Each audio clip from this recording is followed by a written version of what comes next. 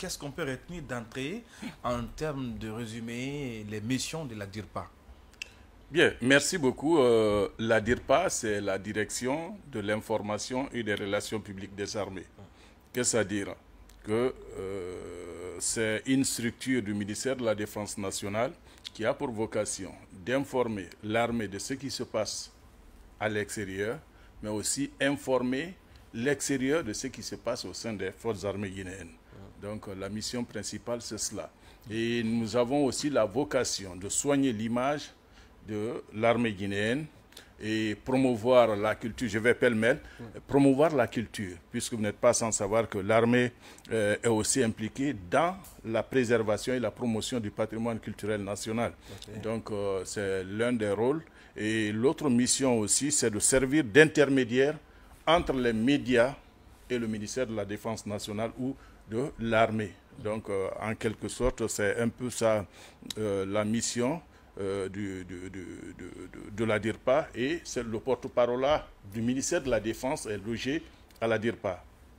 Et la DIRPA aujourd'hui, en termes de maillage sur le territoire national, je pense que c'est la première structure en termes de communication et d'information, puisque nous sommes représentés du ministère jusqu'au PA frontalier.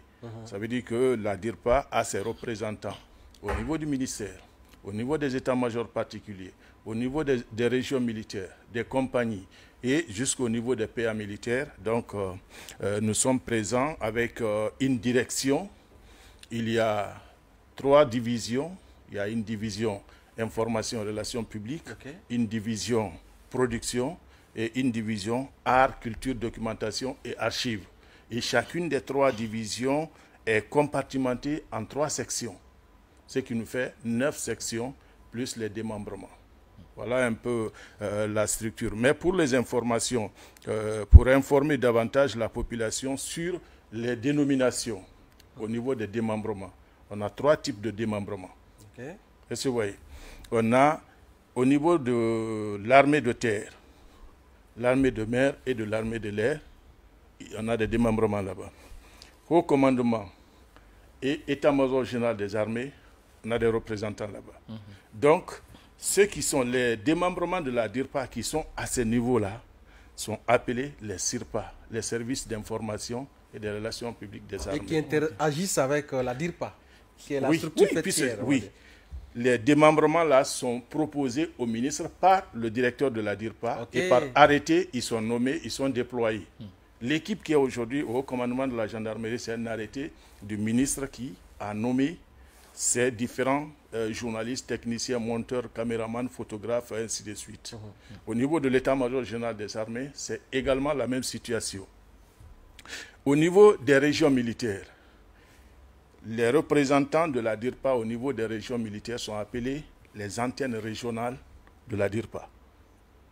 Et si nous quittons là-bas, nous partons vers les compagnies, les bases navales et autres, les représentants de la DIRPA sont appelés les correspondants de la presse militaire.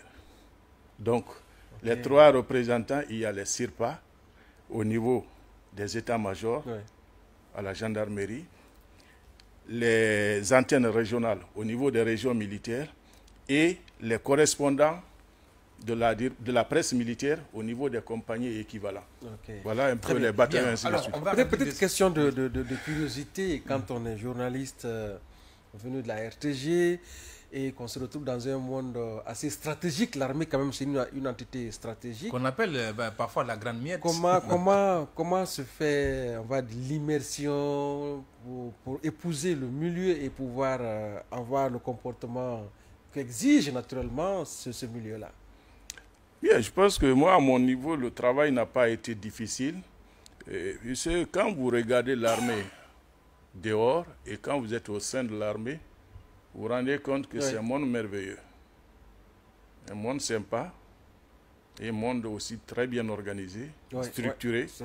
Et je pense que quand vous quittez les médias publics pour venir là-bas, la transition n'est pas si difficile dans la mesure où les travailleurs des services de médias publics savent ce qu'ils doivent faire. L'intérêt national est connu. L'intégrité, c'est encore l'une des qualités dans les médias publics. Donc le travail est si facile. et qu'on arrive vraiment à s'adapter en fonction des prérogatives définies pour la DIRPA et pour le directeur général. L'essentiel, c'est d'évoluer en fonction des balises qui sont mises pour toi. Effectivement, tout à fait.